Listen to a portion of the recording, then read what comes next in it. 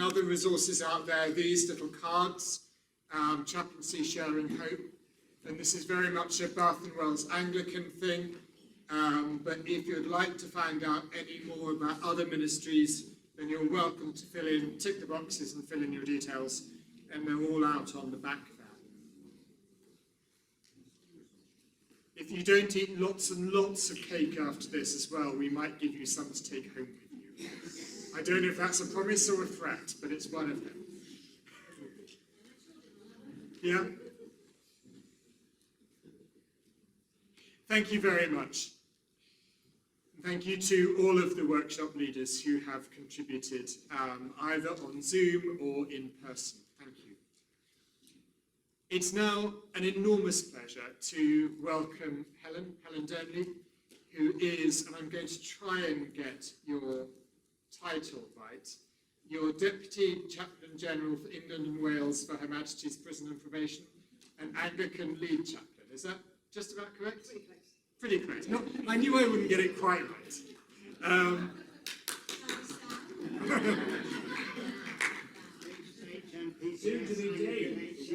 Definitely not. But more importantly, Helen is an amazing person who leads an amazing team of prison chaplains, bringing life and hope and the love of God into some very dark places. So without more ado, I'm going to hand over to Helen. So thank you very much for joining us, Helen. Thank you.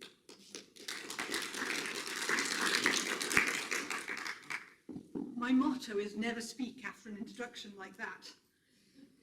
And my second one is I've just realised I've coordinated my jumper with my slides, which obviously I did entirely deliberately. And there we go. And in true prison service style, my computer's locked, there we go. I've entitled this presentation Holding the Hope, 24/7, 365, because that's the life of the people I serve. The Pontier my job title, as far as I'm concerned, the more people I am called to serve. My job is to hold the hope for those who cannot hold it for themselves, and to support those who are holding the hope for others. And the slides work. So who am I? First and foremost, like each one of you, I am a chaplain. I know that I'm a chaplain because in this room I have felt at home. In our worship, in our reflections, as I've scoffed more cake than I normally eat in a month, I know that I am a chaplain. And let us give thanks that we are chaplains. We each come from our own community. We will each go back to our own community. I don't think prison chaplaincy is better or worse than any other. I don't think I stand before you with answers. I do think we learn together how to serve the communities in our care. For me, the image of chaplaincy comes from the image of St. Martin, who happens to be the namesake of the cathedral in which I was ordained. St. Martin was travelling somewhere, and he stopped, he took off his cloak, he laid it on the ground for others to walk over. The word for cloak is something like capella, and from that does the word chaplain come. I am a chaplain in the prison service. Prisons historically were known as oubliettes, forgotten places. in many ways, it is currently a forgotten ministry. It's not trendy. I don't even have nice things to hand out. And I deal on the liminal space between the state and the church. I deal in an environment where somebody tells me they're called to be a prison chaplain, and somebody, a bishop, tells them, no, I'll get you a proper job. I work in an environment where one of my chaplains was asked, why is someone as good as you working in a place like this? And yet, when I read the scriptures, it says, when I was in prison, who visited me? So who am I? I am, as Mike referred, the Deputy Chaplain General to the Prison Service. That is my church title, but not one that I use publicly. It is the one I use when I work with colleagues in the forces and when I work in different aspects of the church. But if you receive an email from me, it will be Helen Dearnley, Anglican Advisor and Headquarters Advisor to Her Majesty's Prison and Probation Service, with responsibility for the female estate and the private estate. What does that mean? It means I am responsible for the 250 or so Anglican prison chaplains in England and Wales, as far north as Northumberland, where I'm going next week, and as far south as Cornwall, where I was last week. I am an expert on motorway service stations, and anybody who wants to know anything about them, let me know later. I look back in my life, and I'm really lucky. There's not a time when I've not known Christ. But there are huge times when I felt on the edge. My ministry is one that is rooted in parish, and I absolutely, passionately believe that as chaplains, we should root ourselves in the church that sends us. It takes me about 4 hours to get home. My deanery synod is happening this evening. If I'm there before it finishes, I will rock up, because it matters. I know they pray for me, and I pray and am rooted in my church, and that matters. So I might be on the edge, but I'm on the edge of an environment where each one of us matters, because each one of us lives in a parish. I have a flash and fancy job title, and I'd like to say I wasn't grey before COVID happened. But I stand on the shoulders of giants. But I think I'm more beautiful. This is Thomas. He was the chaplain at Bodmin Jail. I know this because last week I was surprised with a night at Bodmin Jail. Bodmin Jail is now a 5-star luxury hotel, and every 3 cells have been converted into very, very nice bedrooms. And my best mates had saved up for a year so I could go there in order to celebrate my licensing in the job that I hold now. My licensing was hugely cool. I was licensed by all 3 archbishops on Zoom. I have never prayed so hard that rural broadband didn't give up on me. And it was only halfway through the service when my godson appears and miraculously changes my name at the bottom from Nathan to Helen, which mattered. But what does it mean to hold on to the hope?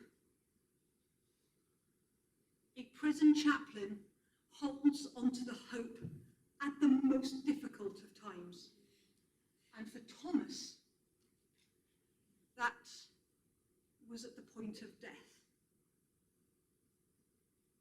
In Bodmin Jail now, it is a luxury hotel. I visited the museum first, and there is listed all those who died in that place at the hands of the state. You walk through a really powerful history of the place. You hear the stories of the individuals and characters who lived within it, who experienced the screw, not the officer, but the punishment of turning the handle. He was there at that final point. He was there at the end of life. And I would love to stand here and say to you that chaplains don't do that anymore. But the reality is, whilst the state does not take the lives of those in our care, sometimes they choose to do that themselves. In my time at HMP Leicester, where I served as senior chaplain, I dealt with 14 deaths in custody. That's 14 families I went out with a police escort to knock on their door and tell them that their son, their daughter, their brother wasn't coming home. That's 14 families who were hoping for a change that would never come. For me, chaplaincy, in all its forms, is a ministry of time. And some of you are ministering at the beginning of time. At a nursery, at an infant school, in a hospital where new life is being built. Some of you are ministering at the end of time, in hospice, in hospital. Others are ministering in places where we don't quite know how much time we might have left. Our forces, brothers and sisters being amongst that group. And others are ministering to those who think they all have all the time in the world as they embark on their university career. But let us pause for a moment, if I can get this work, and I want to think about time. So I invite you bravely to close your eyes, and when I say go, I'm going to time 2 minutes. And when you think 2 minutes is up, please raise your hand. And anyone who can hear the click of their watch is cheating, just so you know. Starting from now.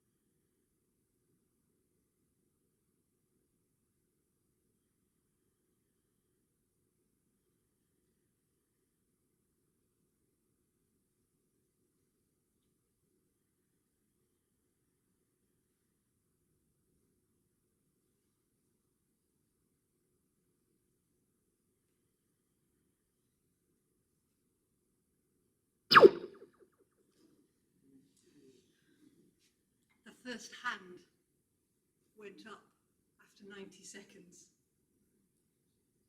And if for some reason that hadn't gone off, it is perfectly possible the last hand would have taken another minute. Time moves at different speeds. Time can be frightening. Closing your eyes and hearing different sounds when you are not in control is frightening. If I was doing that exercise in prison, a very large metal door would have been slammed strategically at some point and would have reverberated across a landing, because that's the reality of prison time. Time for some of you speeds by. For others, it goes much slower. In prison, right now, in COVID, men and women are locked up for 23.5 hours a day to keep them safe. That is not normal, that is not what we are in the job to do, but that has been the reality. The people who bring the greatest risk in terms of COVID are staff, because we go home at night, and yet we have to manage that with dignity and humanity. In normal time, prison time goes slowly. In COVID time, it has been extremely difficult. But we have just sat still for 2 minutes. When did you last take time for yourself and to take time for yourself to listen to God and to sustain your ministry? How much you time do you carve out? I leave that with you. Prison time is often dark. Being in prison is not the kind of place that people want to be. And yet, I can think of many people who I know that I would see released on a Friday and will be back in my care on Monday. Because in prison, they had a bed, they had warmth, and they had food. What does that say about the society in which we live? Is prison, should prison, be a place of punishment, a place where the conscience of society is salved? Or should it be a place of hope and reformation and restoration? You can judge a society by the way in which it treats its prisoners. I wish I'd said that first, but it was Gandhi, and then Churchill, and then many others. But I reckon we can judge all our ministries by how we minister to those on the fringe. How does our parish church welcome the drunkard who sneaks in the back for a bit of warmth? How do we in our ministries welcome the mentally ill, the physically disturbed, the broken? Perhaps we have a lot to learn from each other. Prison is a place where Dieu mon droit is written everywhere, God at my right. What does that mean? It means that I have an inherited ministry. I am in ministry in prison as of right. I'm not earning that right, as our learned colleague was earlier, in the surfing world. I'm in there by right. But that only gets me the foot in the door.